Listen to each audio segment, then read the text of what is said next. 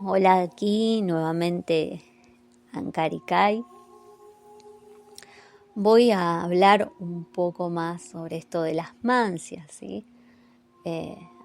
Antes, hablar sobre una mancia era hablar sobre ocultismo. Estaba así como medio vedado. Hoy la palabra mancia conlleva a veces como esta cosa de misterio y también a veces está un poco asociado a futurología o adivinación. Y esta en particular es la que más asociada está y muchas veces más mala fama tiene, ¿sí? Que es el tarot. Bien, si bien hoy en día, ¿sí? Hay muchos ramas de la psicología que utilizan el tarot como un tarot evolutivo, ¿sí? Gracias a Jung. Hay muchos, ¿sí? Que aún, ¿sí? Tienen esta cosa de que el tarot va a decirme el futuro o la tarotista va a decirme el futuro, ¿sí? Más, sin embargo, es una excelente, ¿sí? herramienta. Esta herramienta a mí me contribuyó muchísimo en aprenderla para entender el lenguaje tanto de la energía, ¿sí? El lenguaje simbólico de la energía y también la vibración, ¿sí? o el lenguaje de los números en cuanto a vibración numérica. Todo esto, ¿sí? es un gran lenguaje que vivenciamos día a día, pero que no nos damos cuenta racionalmente. Así que muy lejano está el tarot de interpretar el futuro.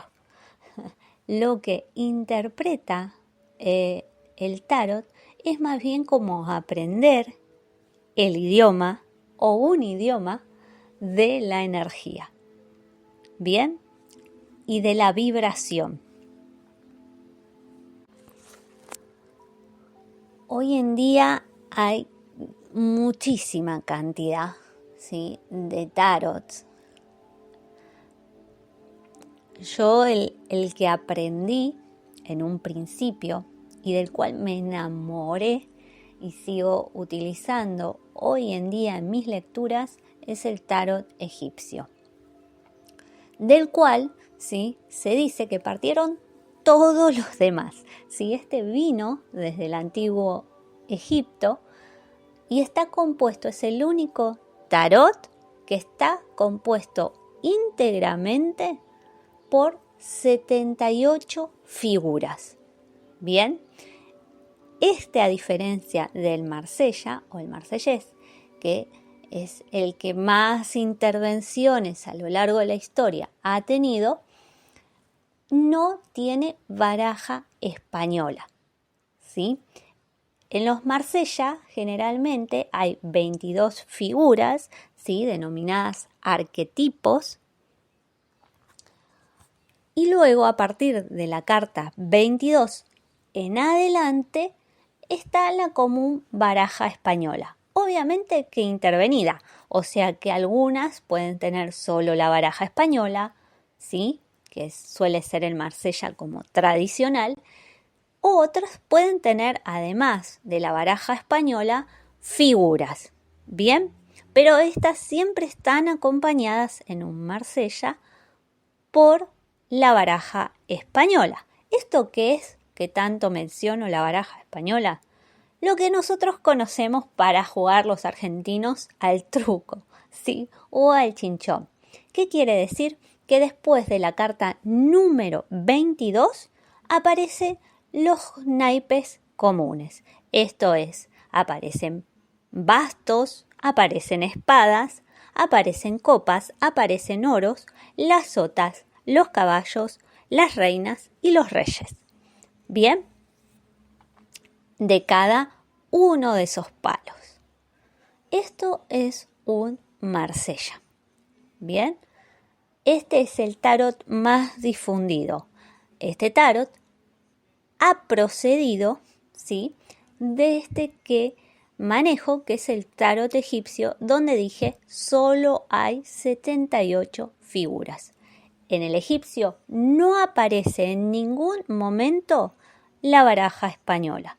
O sea, en ninguna de las 78 figuras que componen su mazo vas a encontrar oros o bastos o espadas o copas, ¿sí?, o reinas y reyes. No están, ¿sí? Solo van a haber imágenes simbólicas, números, va a haber letras hebreas, alfabeto babilónico, va a haber un montón de simbolismos. Y obviamente, estas figuras que van a aparecer en las 78 cartas van a tener la simbología egipcia. Van a tener estas figuras que parecieran sacadas, ¿sí?, de los jeroglíficos que vemos tanto en las pirámides o en las columnas, ¿sí?, que solemos ver, como esas imágenes a veces de las películas, ¿sí?, van a estar representadas en las cartas, sin que haya baraja española. ¿Pero por qué el Marsella tiene baraja española? Porque han copiado estas 78 figuras, ¿sí?, de este egipcio, pero solo han trascendido las fronteras los primeros 22 arquetipos, ¿sí?, obviamente adaptados a la época. Por eso el Marsella tiene esa vestimenta como medieval, ¿sí?, las figuras tienden a tener este tipo de vestimenta, y luego las diferentes intervenciones a lo largo de los años se han ido modernizando. Por esto las imágenes ahora suele haber de todo tipo, ¿sí? Hay tarots con imágenes dark, de vampiros, más psicológicas, ¿sí?, con diferentes tipos de técnicas, con diferentes libertades de imaginación para representar estos 22 arquetipos universales. Y luego, como dije, las 56 cartas restantes van a ser baraja española. Porque en un principio, cuando tomaron estos 22 arcanos primero, ¿cómo completar los otros? Eran muchísimas figuras para completar.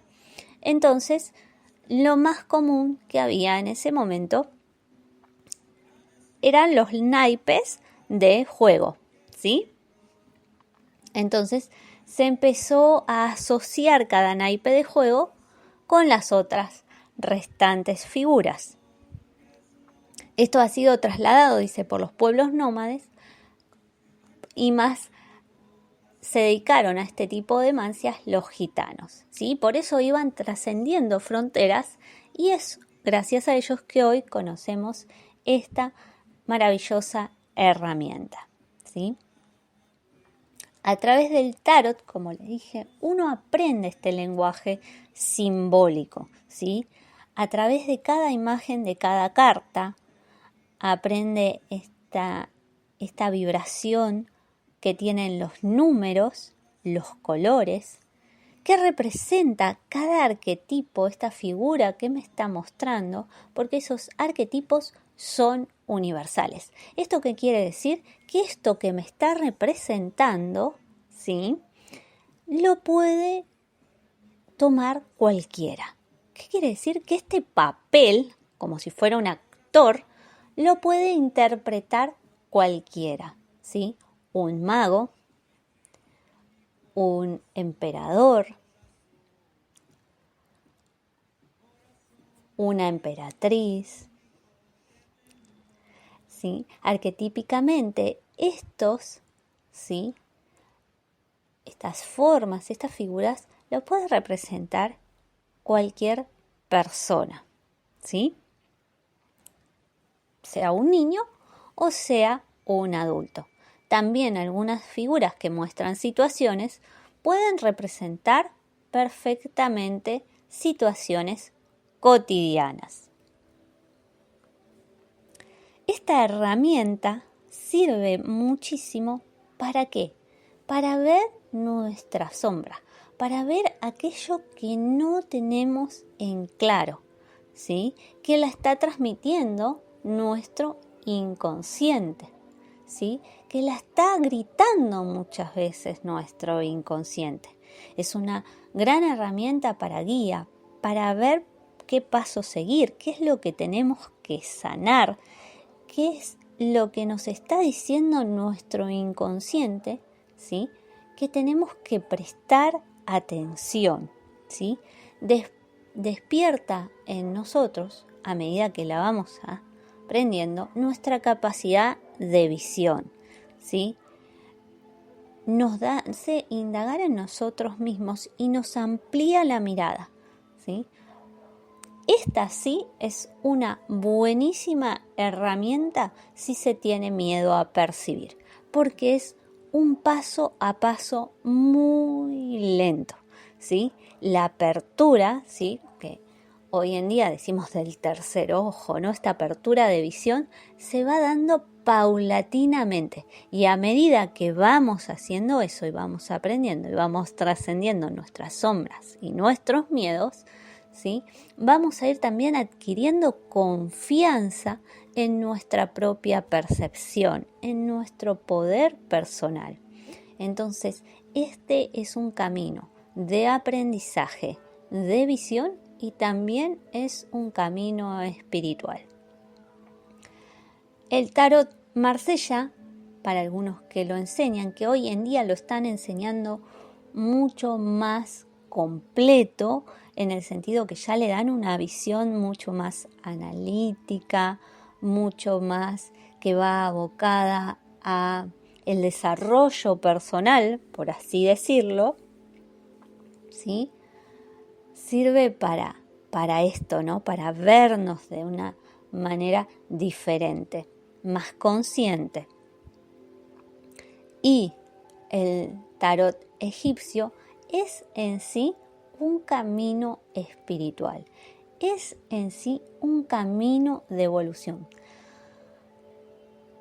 Me ha pasado mucho que cuando enseño, ¿sí?, el tarot egipcio, es impresionante cómo cambian las personas y su alrededor, su vida, ¿sí? Muchas veces dejan trabajos que no los llenaban y empiezan a ir por sus sueños, por lo que les gusta, o dejan parejas tóxicas que la han tenido durante años y van por su mejor versión. Y esto pasa sin pensarlo, sin analizarlo, sin darle vueltas y vueltas en la cabeza. ¿Por qué? Porque el tarot indica un camino de evolución interno. A medida que uno lo va integrando, incorporando, aprendiendo, empieza a ir hacia ese salto cuántico que desea dar sin casi darse cuenta. Así que no tiene nada que ver con futurología.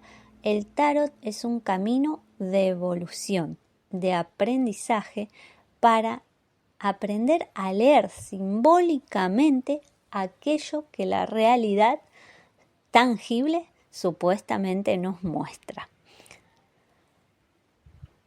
Lo dejo acá para quien quiera aprender, saber o incursionar más. Saben que pueden buscarme en Ankarikay Laura Clerín en Instagram. Abrazo a todos.